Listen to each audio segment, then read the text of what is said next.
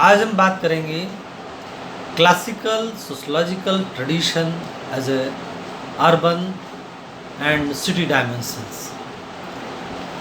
ये urban sociology का एक पार्ट है। अर्बन सोसाइटी इन इंडिया कुछ यूनिवर्सिटीज़ में चलता है, अर्बन सोशोलॉजी कुछ यूनिवर्सिटीज़ में चलता है।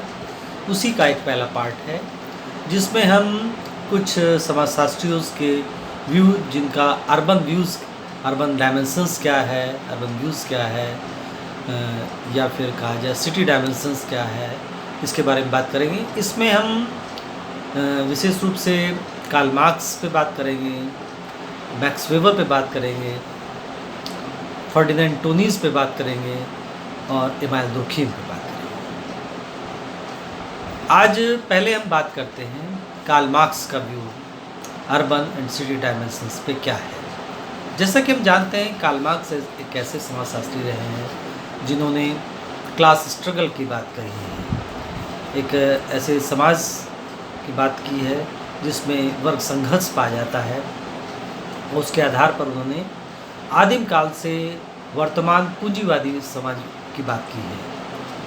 उनके आधार पर अगर हम देखते हैं कि उनका कहना था कि बहुत पहले आदिम साम्यवादी व्यवस्था थी, उत्पादन के साधनों पर सभी का सामूहिक अधिकार था। पहले शुरुआत में पत्थर के औजार बने, बाद में तीर धनुष बने। जंगलों में फल इकट्ठा करने के लिए, पशु का शिकार करने के लिए, मछली पालन के लिए किया जाता था। सब लोग मिलजुल कर काम करते थे, वर्ग प्रथा न थी। धीरे धीरे दासत्व युग आया, थोड़ा सा सभ्यता डेवलप हुई, दासत्व युद्ध एक तरह से युग आया। उत्पादन के साधनों पर मालिकों का अधिकार। देखा जाए तो हमारा जो अर्बन कम्युनिटी या अर्बन सोसाइटी डेवलप हुई, वो पहले रूरल सोसाइटी से अर्बन में डेवलप हुई। इसी तरह से हम यहाँ पर कार्ल मार्क्स का व्यू को समझाने का प्रयास कर रहे हैं कि आदिम युग से फिर दासत्व युग आया, अर्थात उत्पादन के साधनों पर मालिकों का अधिकार था। दासों को भी मालिकों का एक तरह से अधिकार था। दासों के साथ पशु के जैसा व्यवहार किया जाता था। उनकी निजी संपत्ति की धारणा धीरे धीरे विकसित हुई, जो कुछ के हाथ में थी। मतलब दासत्व युग में निजी संपत्ति की धारणा डेवलप हुई। अब लोग स्वेच्छा से काम नहीं करते थे, बल्कि लोगों को दास बनाकर काम कराया जाता था। उसके बाद एक दूसरा युग आया, सामंतवादी युग, जो काफ़ी हद तक दासत्व युग से ही जुड़ा हुआ था, थोड़ा सा इम्प्रूव था। उत्पादन के साधनों पर सामंतों का शासन था। सामंत लोग शासन करते थे। सामंत भूमि के स्वामी होते थे। गरीब अर्धदास किसान इनके अधीन होते थे। उत्पादन का कार्य भूमिहीन किसान किया करते थे। निजी संपत्ति की धारणा और अधिक प्रबल हुई। अगर हम ये सामंतवादी युग की बात करते हैं, दासत्व युग की बात करते हैं, तो इसका एक रूप हमको वर्तमान समय के ग्रामीण इलाके में दिखाई पड़ता है। तो शुरुआत में इस तरह से ग्रामीण इलाके डेवलप हुए होंगे और उसके आधार पर धीरे धीरे उसका चेंज हुआ होगा। उसके बाद कार्ल मार्क्स कहता है पूंजीवादी व्यवस्था। पूंजीवादी व्यवस्था आई। पूंजीवादी व्यवस्था में विशेष रूप से देखा जाए तो जो मशीनों का नए नए आविष्कार हुए, अगर हम बात करते हैं खासकर 1750 से 1850 के बीच इंग्लैंड की क्रांति की, उससे भी समझा जा सकता है, जिसमें कि 1750 से पहले का इंग्लैंड या पहले का संसार एक अलग तरीके का था। लेकिन उसी समय अनेक आविष्कार हुए। इन आविष्कारों के फलस्वरूप मशीनों की संख्या में वृद्धि हुई। मशीनीकृत समाज के रूप में डेवलप होना शुरू हुआ। बड़े बड़े उद्योग धंधों का निर्माण शुरू हुआ। उत्पादन के साधनों पर, जो उत्पादन के साधन थे, उन पर भी पूंजीपतियों का अधिकार हुआ। उत्पादन करने वाले वेतनभोगी श्रमिक व्यक्तिगत रूप से स्वतंत्र होता था। मतलब एक तरह से दासत्व युग खत्म हो गया। अब दास तो नहीं थे, स्वतंत्र रूप से वेतनभोगी काम करते थे। ये चीज़ धीरे धीरे हम देखते हैं शहरों में भी उस रूप में दिखाई पड़ती है। हमारा जो अर्बन कम्युनिटी है, अर्बन दृष्टिकोण है या सिटी डायमेंशंस हैं, तो उसमें भी ये चीज़ हमको दिखाई पड़ती है कि उत्पादन कार्य करने वाला जो वेतनभोगी है, वो चीज़ हमको शहरों में दिखाई पड़ती है, गांव में वो चीज़ नहीं दिखाई पड़ती। यानी पूंजीपति की जो का दृष्टिकोण है वो शहरों में दिखाई पड़ता है। जबकि सामंतवादी जैसी स्थिति, हालांकि सामंतवादी युग नहीं है, लेकिन सामंतवादी जैसी स्थिति आज भी हमको ग्रामीण क्षेत्र में दिखाई पड़ती है।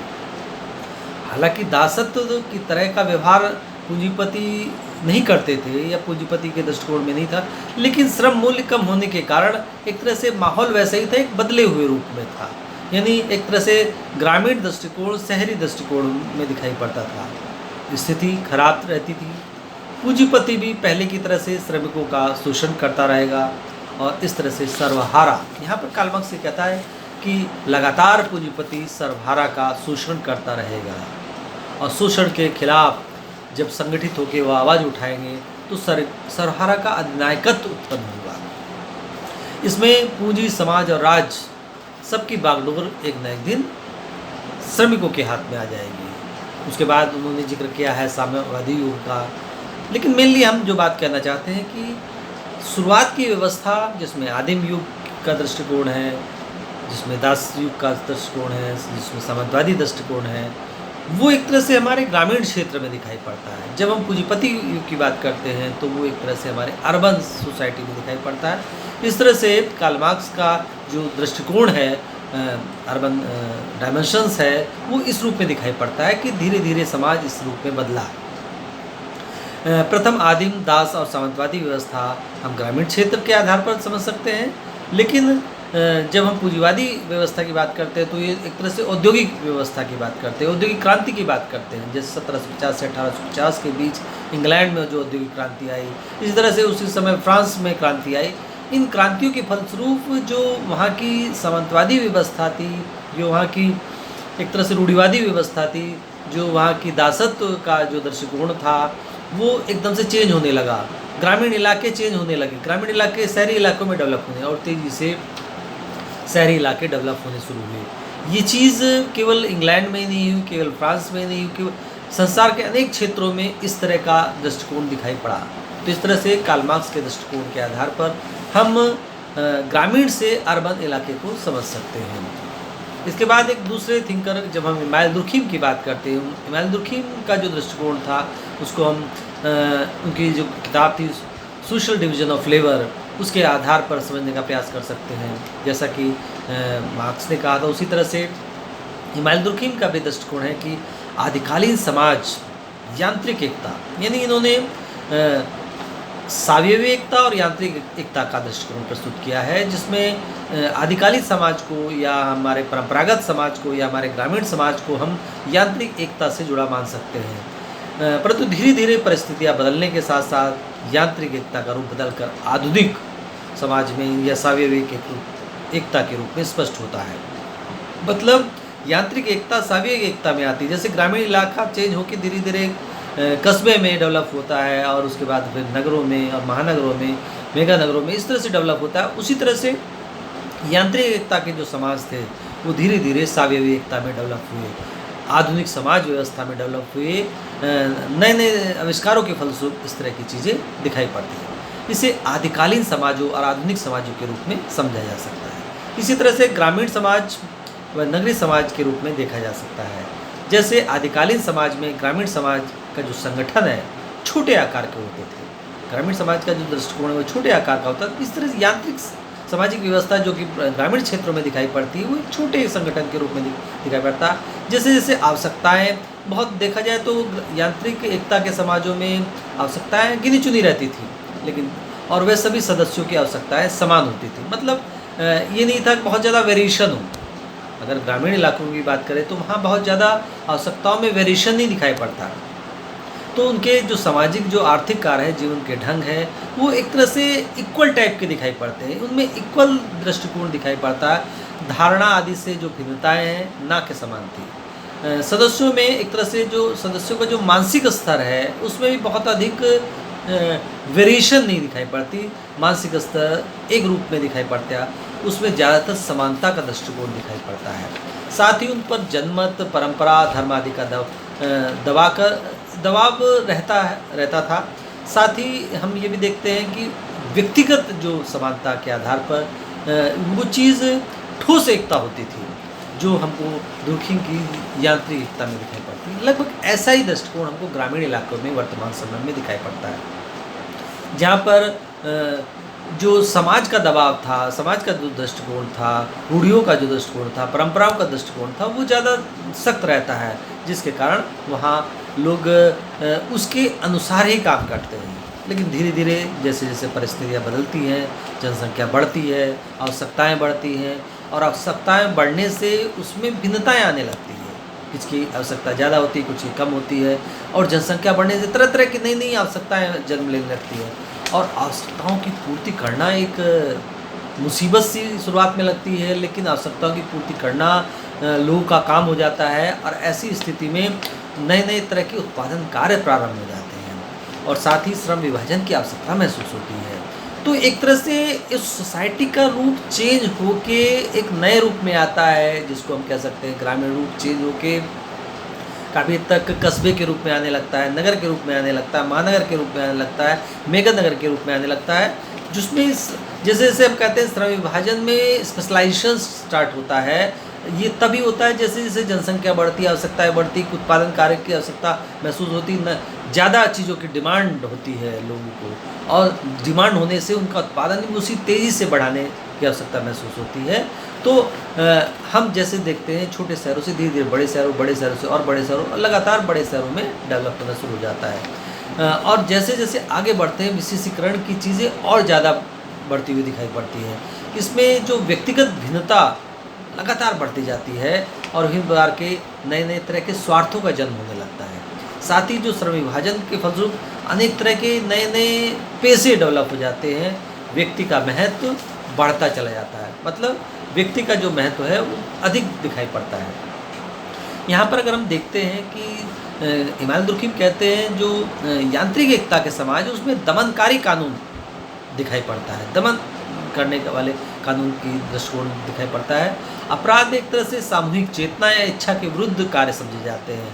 इस प्रकार के समाजों में नैतिक और वैधानिक उत्तरदायित्व सामूहिक होता है, मतलब किसी एक का नहीं, सामूहिक माना जाता है। सामाजिक और वैधानिक पद परंपरा के अनुसार मिलता रहता है, मतलब ये नहीं कि जैसे कोई अपनी अचीव करके कुछ प्राप्त करे।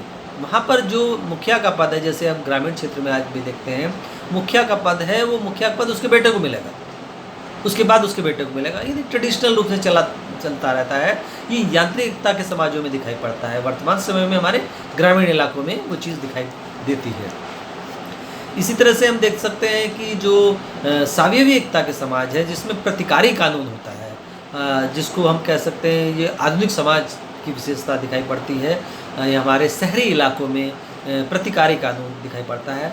सभ्यता का विकास और सामाजिक श्रम विभाजन के साथ साथ आदिम समाज में जो पाई जाने वाली जो रूपता थी वो नष्ट हो गई थी, और उसमें भिन्नताएँ, नई नई भिन्नताएँ डेवलप हो जाती हैं, और उसमें एक तरह से प्रत्येक व्यक्ति को भिन्न भिन्न व्यक्तित्व, तरह तरह की पर्सनैलिटी के लोग दिखाई पड़ते हैं, तरह तरह की विभिन्नताओं के लोग दिखाई पड़ते हैं, जिसमें अनुभव है, जिसको का विषय विशेषज्ञ के रूप में दिखाई पड़ते हैं, जिसके कारण व्यक्तित्व और एक तरह से व्यक्तिक स्वतंत्रता का महत्व बढ़ जाता है। इसमें मतलब समाज उतना इम्पोर्टेंट नहीं, एक व्यक्ति इम्पोर्टेंट रहता है। एक व्यक्ति जिसको बहुत कुछ आता है, जिसके पास अनुभव है, जिसके पास ज्ञान है, वो इम्पोर्टेंट हो जाता है।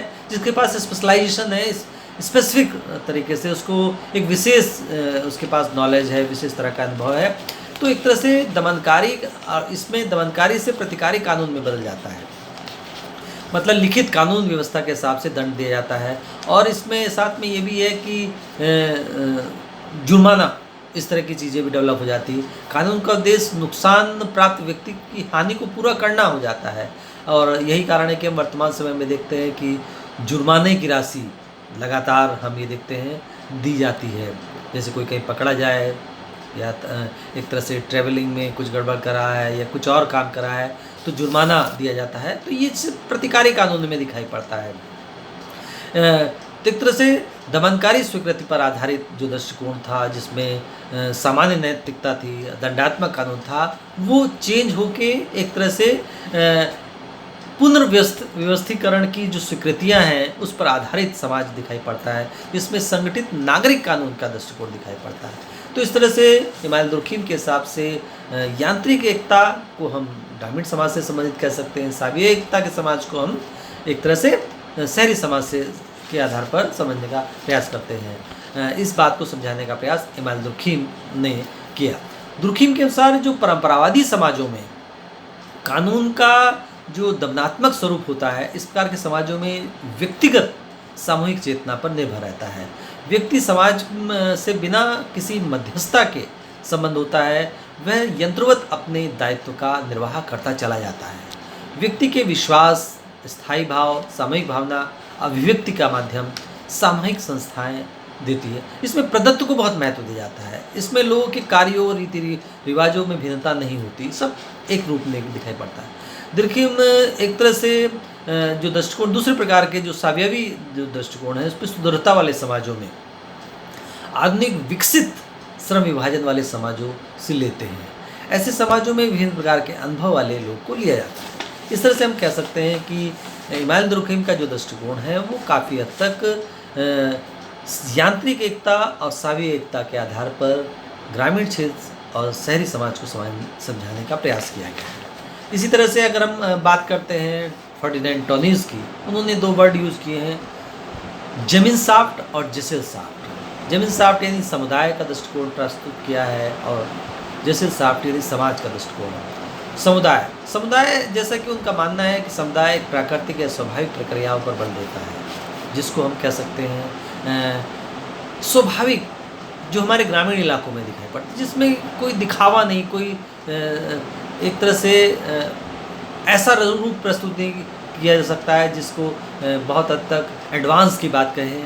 एक तो सामान्य रूप दिखाई पड़ता है समाज जबकि दिखाया जाता है जिसमें आर्टिफिशियलिटी दिखाई पड़ती है, जिसमें एक तरह से ऐसी क्रियाएं होती हैं जो लोगों को लुभाने की बात करती हैं।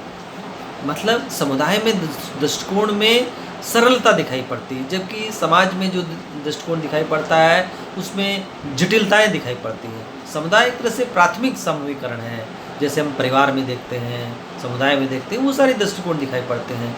लेकिन जब समाज की बात करते हैं उसमें द्वितीय तरह का समूहीकरण होता है। समुदाय का जो उद्भव होता है समाज से पहले होता है, समाज से पहले समुदाय का दृष्टिकोण दिखाई पड़ता है। कालांतर में समुदाय का विघटन प्रारंभ हो जाता है और समाज का डेवलप होता है। जैसे जैसे हम देखते हैं कि हमारे जो ग्रामीण इलाके हैं, ग्रामीण इलाके धीरे धीरे शहरी इलाकों में बदलते जा रहे हैं।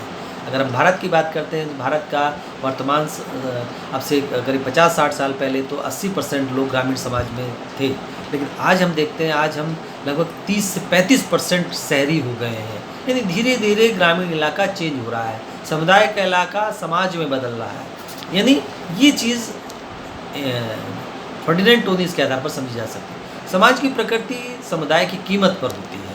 टोनीज ने परिवार या गांव को समुदाय कहा है, जबकि नगर को या राज्य को समाज की संज्ञा दी है।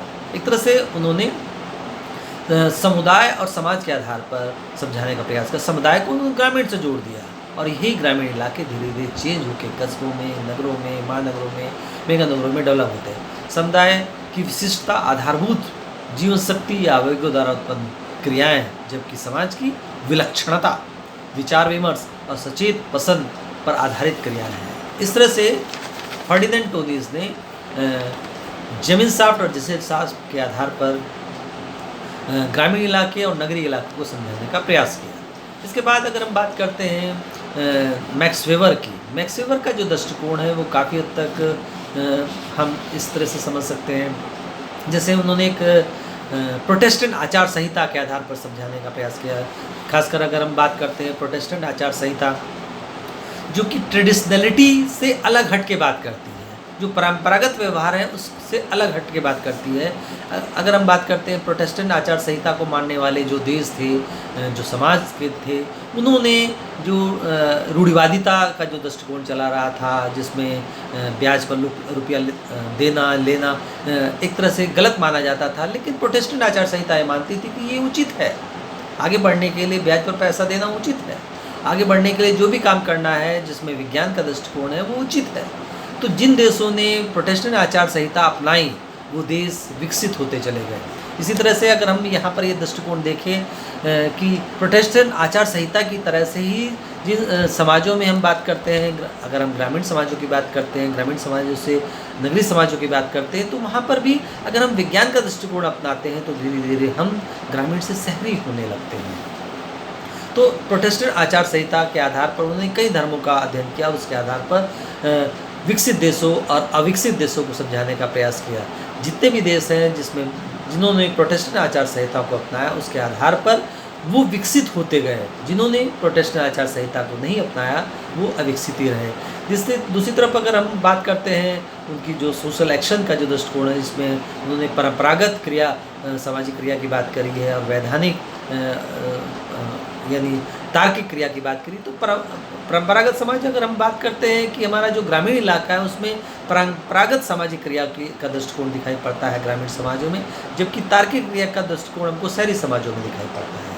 तो जैसे जैसे हम तार्किकता की बात करते हैं, जैसे जैसे हम विज्ञान की बात करते हैं, जैसे जैसे हम बात करते हैं जिसमें रीज़न की बात करते हैं, पारदर्शिता की बात करते हैं, वैसे वैसे हम ग्रामीण से शहरी समाज की तरफ डेवलप करने लगते हैं, शहरी समाज के रूप में डेवलप होते रहते हैं। इसी तरह से अगर हम परंपरागत सत्ता का दृष्टिकोण दिखाई पड़ता है, सत्ता के दृष्टिकोण के आधार पर हम परंपरागत सत्ता का जो दृष्टिकोण है हमको ग्रामीण इलाकों में दिखाई पड़ता है, लेकिन जैसे जैसे वहाँ पर परंपरागत सत्ता का रूप धीरे धीरे डेवलप होकर, लोगों के विचार डेवलप होकर उस चीज़ को मानना बंद कर देते हैं और उस आधार पर वो वैधानिक सत्ता की बात करते हैं, कानूनी सत्ता की बात करते हैं, कैसे सत्ता की बात करते हैं जो लिखित कानून व्यवस्था के आधार पर चले, जो अचीवमेंट पे जोर दे, जो प्रदत्त पे जोर न दे, तो वो रूप चेंज होके शहरी समाज में दिखाई पड़ता है। तो शहरी रूप दिखाई पड़ता है, अर्थात परंपरागत सत्ता वाले परिवार ज़्यादातर हमारे ग्रामीण में दिखाई पड़ते हैं। जैसे मैंने अभी इमाम दुर्खीम के संदर्भ में भी दृष्टिकोण कहा कि हमारे ग्रामीण इलाकों में एक तरह से मुखिया का लड़का मुखिया ही बनेगा, वो ट्रेडिशनल आधार पर चला रहा है। तो जो परंपरागत सत्ता चली आ रही है या एक पर्टिकुलर कास्ट की, पर्टिकुलर धर्म की, पर्टिकुलर वर्ग की, वो लगातार उसी की चलती रहती है। लेकिन जैसे जैसे वो नए रूप में आती है, जैसे जैसे पारदर्शिता की बात करती है, जैसे जैसे अचीवमेंट पे जोर दिया जाता है, जिसने अपने अनुभव से प्राप्त किया है, वैसे वैसे वो नए रूप में दिखाई पड़ती है। अर्थात शहरी समाज में कानूनी सत्ता की बात की जाती है। इसी तरह से हम देखते हैं परंपरागत सत्ता और वैधानिक सत्ता। इस तरह से मैक्स वेबर का जो दृष्टिकोण है, शहरी समाजों में विशेष रूप से नौकरशाही पे का दृष्टिकोण ज़्यादा दिखाई पड़ता है। शहरी समाज में लॉजिक की बात की जाती है, शहरी समाज में विज्ञान का दृष्टिकोण अपनाया जाता है। इस आधार पर हम शहरी समाज और ग्रामीण समाज को समझ सकते हैं मैक्स वेबर के हिसाब से। तो मैक्स वेबर का जो दृष्टिकोण है अपने आप में, उनकी जो किताब एक सिटी के माध्यम से भी समझाने का प्रयास किया गया, जिसमें उन्होंने कानूनी सत्ता और उन्होंने एक तरह से शहर से जोड़ा है, परंपरागत सत्ता को उन्होंने ग्रामीण इलाकों से जोड़ने का प्रयास किया है। ये दृष्टिकोण के आधार पर हम सिटी और अर्बन डायमेंशंस को समझ सकते हैं। आज इतना ही, इस कड़ी में आगे भी बात करेंगे।